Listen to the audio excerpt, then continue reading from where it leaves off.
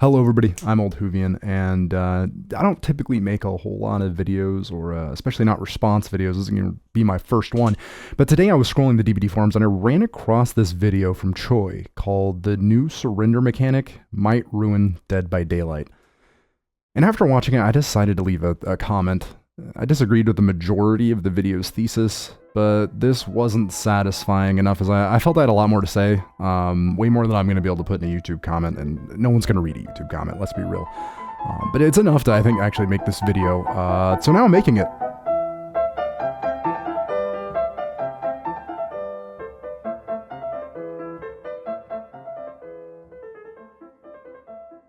First, I'd like to cover the actual mechanic under discussion, because I feel like it's a good idea to get a baseline.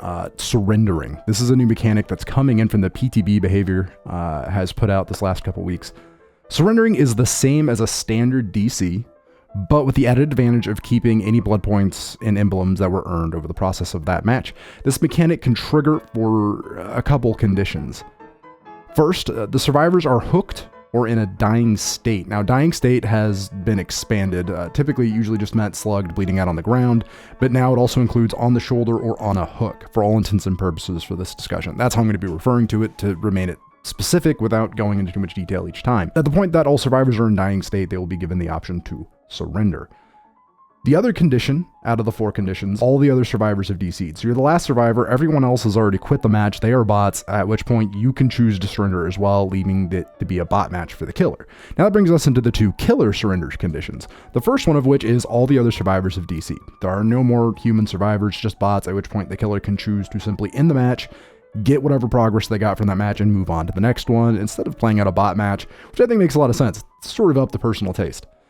The fourth one, and we'll get to this one a little bit, because I definitely have my own thoughts on it, are that no gens have been completed within the last 10 minutes, at which point the killer can choose to surrender, because ostensibly the survivors are not progressing the game. All told, these are the four conditions under which the surrender option becomes available. Now, Choy's thesis. Choy's surrender video has a multi-part thesis that touches on all four of these scenarios, and in order to respond to each of them, I've broken it down into a YouTube-friendly list.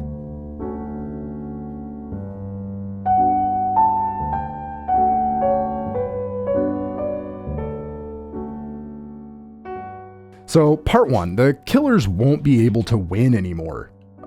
The first and most primary claim of Choy's video is also the one I honestly have the hardest time understanding intellectually or even emotionally. Choy boldly claims that if survivors are allowed to surrender, then killer players will never be able to win again, which is a pretty shocking claim to make. Again, there are two conditions for which surrender can occur for survivors, so let's place this claim under load by running it past both of those conditions. In the first condition, this surrender happens when all survivors are in the dying state. In this scenario, the killer has already won. All survivors are hooked, slugged, or are being carried by the killer. Survivors surrendering or even DCing under our current system doesn't change that game state. The game isn't suddenly resolving itself to a score screen, nor is it taking away any of the kills. The killer can even at that point slug for a Mori against bots without concern for wasting a real person's time. If anything, this allows the killer more free reign in a situation where they've absolutely won the game already, and it removes inconvenience introduced by the Mori system, in which extendedly slugging to get the final Mori has become increasingly common. I think if you've played solo queue by now, you've experienced at least a minor increase in this situation. To clarify here, I have no qualms about a killer slugging, by the way. I see this system as an advantageous way to allow both sides to get what they want. The survivor or survivors can move on from the game instead of waiting for everyone to be collected onto hooks or bled out on the ground, and the killer can collect a win by any means they prefer at that point, and everyone can sort of get what they want without impacting the other side. I understand Choy isn't trying to be literal here when he talks about the killer not being able to win anymore. He's not trying to claim that this new mechanic will remove a win condition from killer or prevent the role from winning games. He implies here there will be a removal of an unstated and ambiguous emotional win condition for the killer. I don't find this to be a convincing argument. However, if I beat a team of human survivors only for them to DC when they're all in dying state, I don't feel as though rather that a win has been taken from me in the slightest. If anything, I find it more enjoyable knowing that the loss was so severe that they would rather eat a DC penalty than wait 45 seconds for me to clean up whoever is slugged. And a surrender may take away that penalty, but it absolutely in no way takes away that win or the feeling of success that comes from it. So I just can't level with Choy on this. Choy does go on later in his video to compare this scenario to one that can occur in Texas Chainsaw Massacre, stating it's no different that the killers or family in that game DCing the second a single objective is completed. Now, I don't find this to be an accurate comparison for a couple of reasons. The first is that there are two different game states. DCing when an objective is completed in TCM is the equivalent of having a killer DC when all gens are completed. The game is virtually over at that point, and if there isn't a plan for pivoting in the endgame, you're entirely depending on the opposing team to throw their victory away. Second, the surrender option for Survivor is available when the game is already lost. All survivors have become bots, which, frankly, in Chase, bots are cannon fodder. Or all the survivors are already in the dying state, at which point the game is lost, in the vast majority for solo queue. So for me, this comparison to TCM falls extremely flat, and it doesn't convince me at all that this changes for the worst. And to take a quote directly from Choy, as soon as you know that you've lost, you may as well go to the next game. He says this in context as if it were a controversial or negative statement, as he's talking about survivors just quitting the second all of them are in dying state. But I find it to be unironically the correct mindset to have. I'm not sure why Choy thinks holding survivors for an additional 120 seconds or whatever to hunt down slugs and hook them enhances the game experience. It's not a feeling or opinion I myself hold. So I would love to hear Choy name exactly what really winning is for killer, if it isn't getting a 3K, which is the game's win condition for killer. He never actually states it anywhere in his analysis, but he does ambiguously refer to this idea that if the survivors are allowed to surrender when they're all dead, the killer just simply cannot achieve this unknowable win state that apparently isn't getting a 3K. Part 2. The solution is lazy.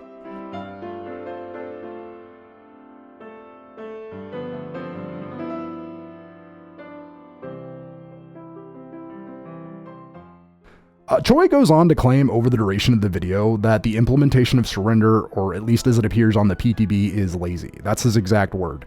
Now, I fundamentally oppose this sort of labeling. Unless you personally work on the code, calling it a fix lazy is entirely based on ignorance.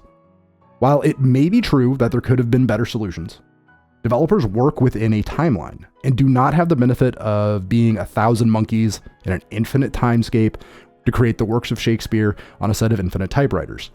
They also have to work within a framework, the framework of an existing solution, which often means less amenability to robust solutions. Something behaviors admitted plagues their development process. Regardless of personal preference on implementation, I really don't approve of this style of criticism. If you have criticism of a piece of work, criticize that work intellectually. Identify what you believe are flaws, give your reasoning, and give an alternative approach if you have one. I don't even think you have to do that last bit. I think criticism for the sake of identifying an issue that you yourself cannot solve is valid and even necessary for human growth. One person cannot solve all things, but the second your criticism turns into ad hominem attacks on the worker for perceived lack of capacity, the rest of your critique falls flat. I really ask that Choy does better in this realm in the future, as I don't think it's an appropriate approach to providing criticism. Speaking for myself as a developer, if I'm working on something and someone's not happy with an aspect of that work, and their comment to me is, well, you're just lazy, I already don't care about the rest of your criticism. You've lost me right there by insulting me and not taking in consideration what I have to do for my own job. But that's it for that part. Moving on to part 3, the rise of stealth.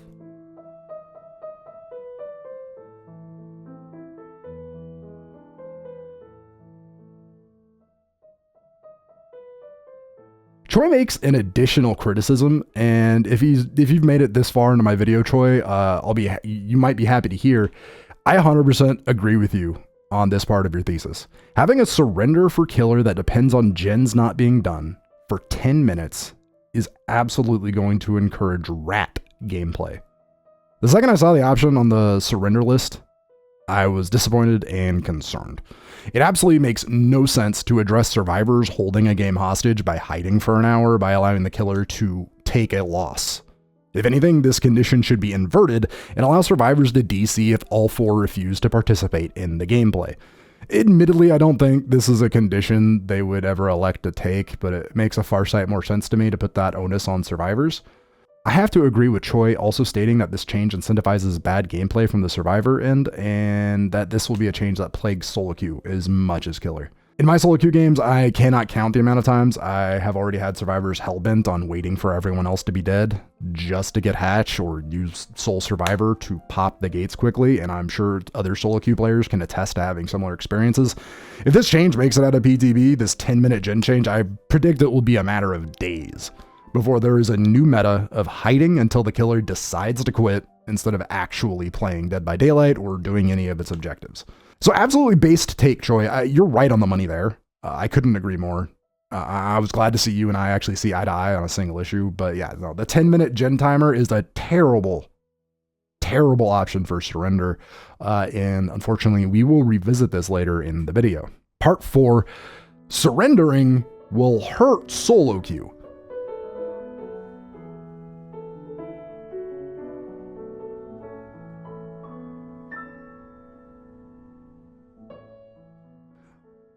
Now, Choy goes on to claim that surrendering while all survivors are in dying state will be most harmful to solo queue, as this will allow people to quit before the game can be reset.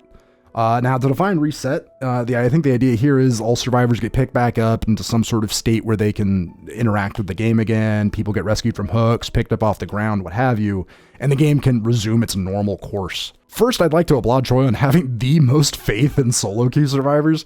He has more faith than anyone else in Dead by Daylight, and I'm genuinely jealous that he can have such a positive outlook on the ramshackle group that is solo queue. We're struggling out here, all right?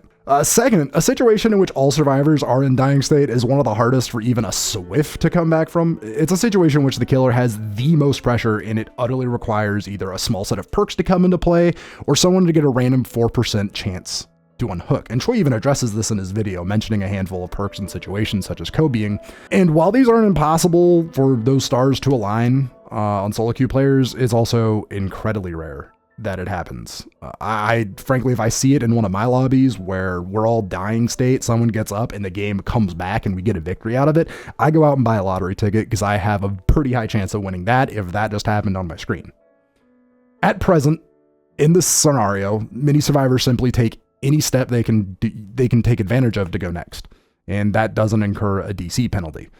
It's a small minority that actually want to play out that game state in solo queue and see if they can scale a sheer cliff of statistical unlikelihood.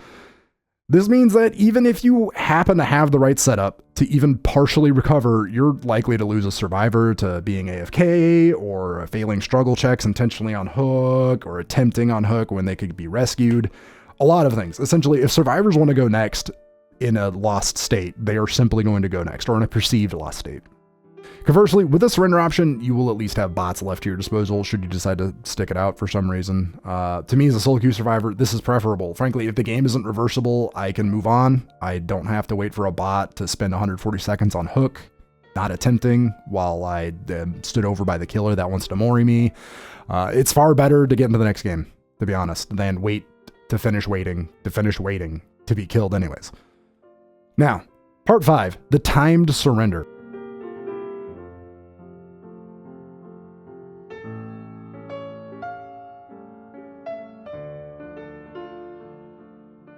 Now, I was originally going to have a whole section here considering the pros and cons of a voting system that Choy suggests in his video. However, I was reading through his comment section and he made it clear that he's already changed his mind on a voting system. So rather than debate a theoretical voting system that shows up in his video, I'd like to take a look at his alternative suggestion, which is a time-based personal surrender system.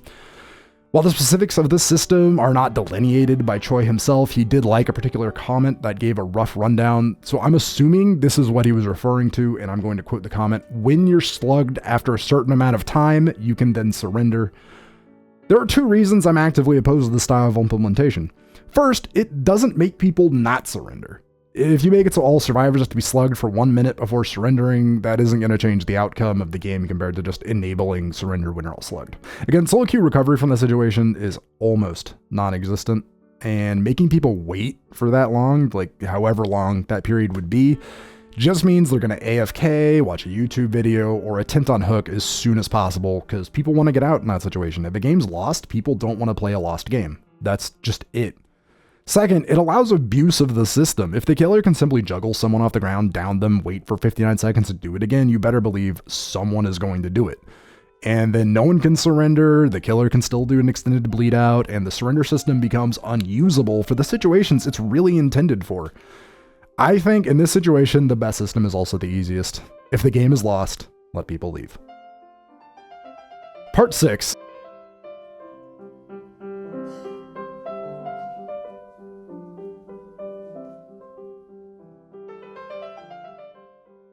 Now, this one I labeled, let the killer win if gens haven't been touched, and it sounds unhinged because it absolutely is. While I was watching the video, I had to rewind and actually verify I heard this suggestion from Choy correctly, and that he said it in complete sincerity, and he did.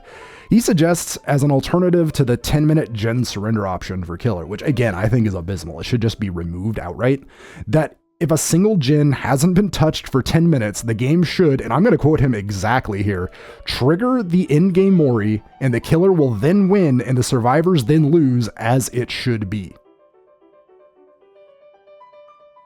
Just take a minute, let that sink in. That's an exact quote.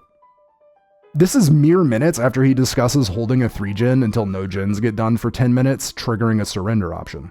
Choy, do you not see the potential similar issue if we have a 10-minute timer on touching gens? I can only imagine what this would be like for a new player. You load into an indoor map, say like Hawkins or Larry's. You don't know where the gens are. You have a killer that is just stalking a 3-gen. And new players are pretty skittish. If there's a tear radius and they don't know there's a gen there, and even if they do know there's a gen there, they're less likely to do a gen there. And if those are the only gens on the map, then you better believe they're going to be running around thinking, oh, well, there might be another gen somewhere. Add that into the fact that DBD has myriad unexplained mechanics that new players do not even know about usually and are still learning. And this is going to be a nightmare for anyone jumping in the DBD. Adding this on top of the fact that survivors already DC at pretty high rates when the game's lost, I don't understand it. It really feels like this is extreme killer main bias. I don't know if Choy wishes to comment on that. To me, it's like the equivalent of saying if the killer doesn't get an injury for 10 minutes, the survivor should just automatically escape through the exit gates. They should just pop open. They should just play a cutscene, all the survivors running out.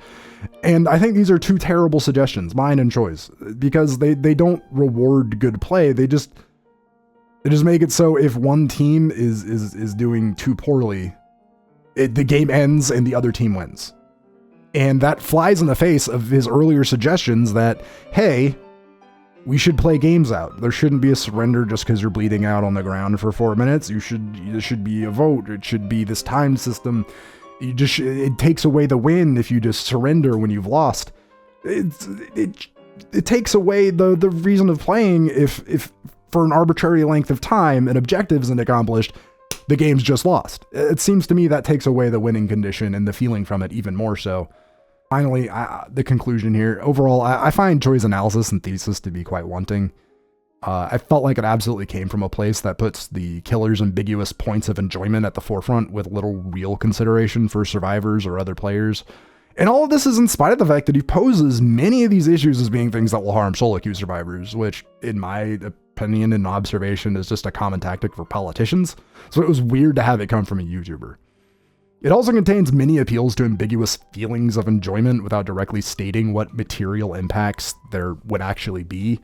Saying that the killer won't be able to win a game that they're actively already winning is utterly bizarre to me. I can obviously only speak from my own experiences, just as anyone else, but winning a killer game and having everyone DC or AFK on the ground is exactly as enjoyable as winning a killer game and having people patiently wait for me to find them.